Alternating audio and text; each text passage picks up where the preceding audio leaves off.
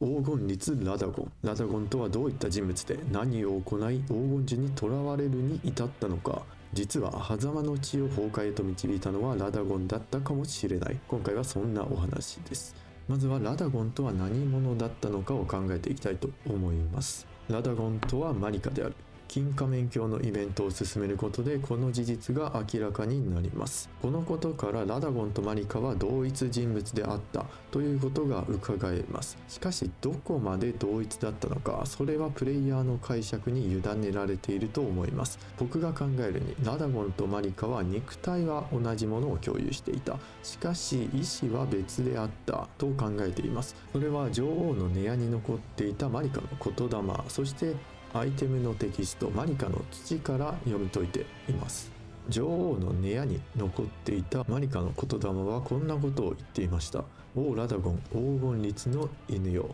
お前はまだ私ではない、まだ神ではないということですね。この文脈からするとラダゴンとマリカっていうのは別々の存在であると捉えることができますよね。マリカはラダゴンに語りかけるように話しているためです。そしてマリカの土に記されているテキストにはこう書かれています。マリカの土、狭間の外、まれびとの地で作られたという石槌。女王マリカがエルデンリングを砕こうとし、ラダゴンがそれを修復しようとした獲物。ここでは女王マリカがエルデンリングを砕こうとし、ラダゴンがそれを修復しようとしたと書かれています。完全にマリカとラダゴン別々の行動をとっているわけですね。これは意思が別でなければ起こり得ない出来事だと思われます。女王の根屋に残っていたマリカの言霊、そしてマリカの土のテキスト、この2つの事象からマリカとラダゴンは同一の体は共有してはいたが別々の存在であった、別々の意思を持っていたと考えることができます。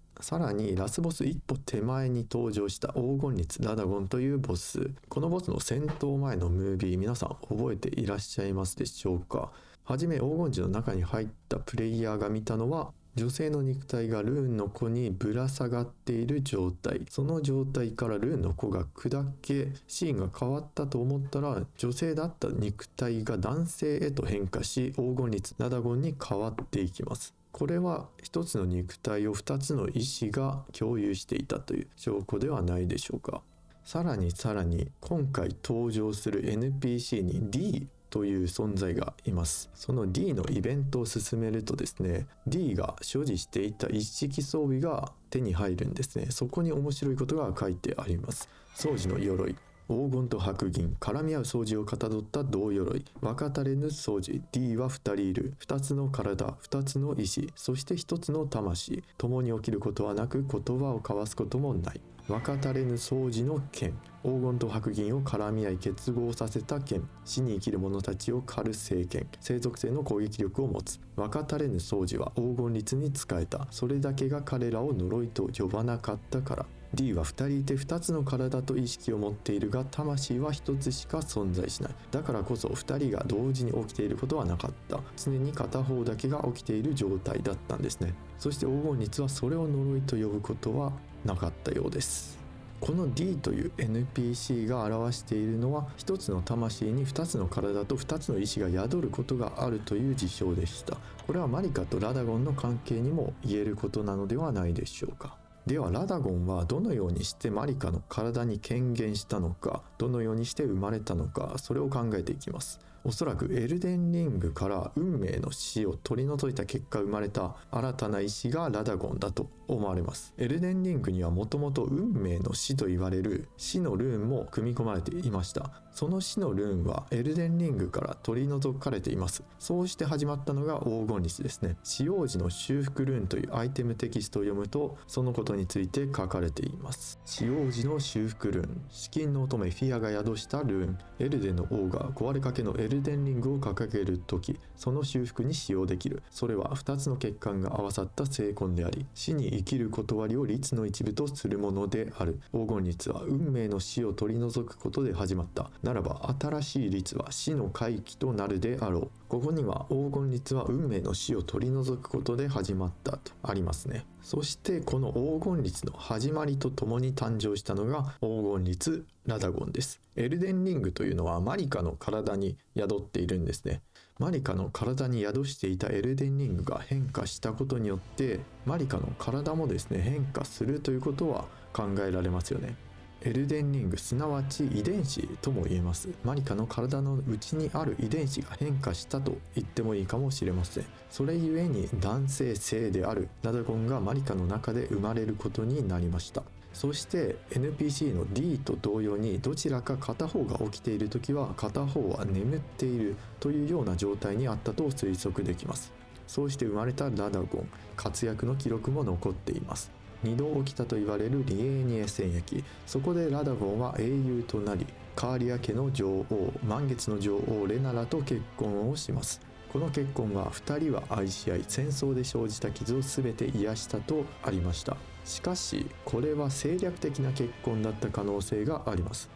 ラダゴンは自身のことを口外せぬよう魔術教授に口止めをしていました。そしてもともとレアルカリア学院とオート・ローデイルは相反する関係でした。ストームビル城の教会にいるロジェルからその情報を聞くことができます。そしてラダゴンは完璧を求めていました。カーリア王家、さらにはレアルカリア学院を自分のものにしようと考えたことでしょう。そしてカーリア王家に王女ラニが生まれたことによりその目的は達成されたと思われます。その後マリカの第一の王であるゴッドフレイが追放されたことでラダゴンは王都へ凱旋帰国します。そしてマリカの第二の王となります。カーリア王家にはすでにラニという血筋を残しているため次なる目標は王とローデイル、黄金の一族を手中に収めること。ラダゴンはマリカの王妃となった後黄金律原理主義を掲げることになります。しかしなぜマリカはゴッドフレイを追放したのでしょうか。ここに疑問が生じます。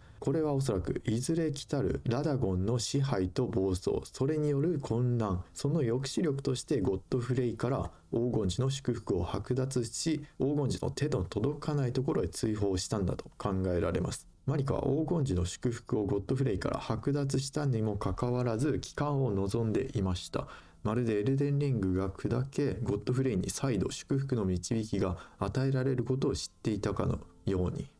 そしてゴッドフレイの追放によりラダゴンがマリカの第二の王となりました。ラダゴンは黄金律原理主義を掲げそれ以外の信仰は異教異端と捉えるようになります。あとは王とローデイル、黄金の一族にラダゴンの血筋を残しマリカを抑え込むことで自身が神になることができると考えたことでしょう。そうして生まれたのがミケラとマリニャです。このミケラとマリニャの誕生によって王都にラダゴンの血筋が刻まれることになりました。しかしミケラは永遠に幼いという呪いとマレニアには赤い腐敗という呪い、それぞれ宿ってしまいました。これはおそらく死のルーンが取り除かれたエルデンリングの象徴だと思われます。マリカとラダゴンは同じ体を共有する2つの意志、その2人から生まれた子供はすなわちエルデンリングが産み落とした子供とも言えます。完全であるはずのエルデンリングから産み落とされたのは永遠の幼さと赤い腐敗。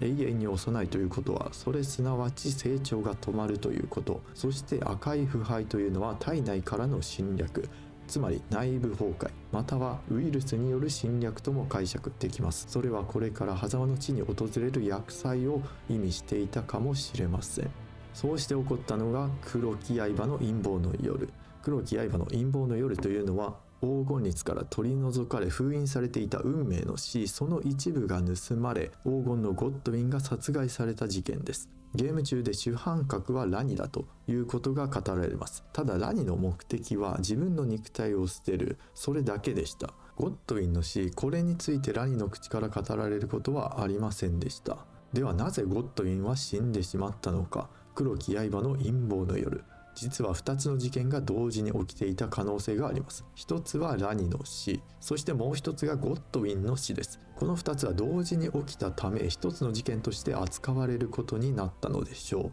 う。ラニの死の方はゲーム中で解決されます。ではゴッドウィンの死は誰の計画だったのか。ここで登場するのが黄金律ラダゴンです。ラダゴンはゴッドウィンを暗殺するために暗躍しました。ここでゴッドウィンのおさらいをしておきましょう。ゴッドウィンはマリカの子であるデミゴッドです。おそらくゴッドフレイとの子供でしょそしてゴッドウィンは王とローデイルで勃発した古流戦役で優先し、古流を友とするほどに活躍しました。ある意味王都を救った英雄、それがゴッドウィンです。そして古流戦役を経験した王都ではですね、古流に対抗するための古流信仰が勃興することになります。その崇拝の対象となったのはおそらく古流を友とし黄金の雷を操るゴッドウィンです。崇拝の対象にならないことは考えられません。しかし黄金樹を守るためとはいえ、古流信仰の信仰対象は古流です。エルデンリングこそが完璧でこの世の断りと捉える黄金律原理主義からは異端な存在、邪魔な存在に移っ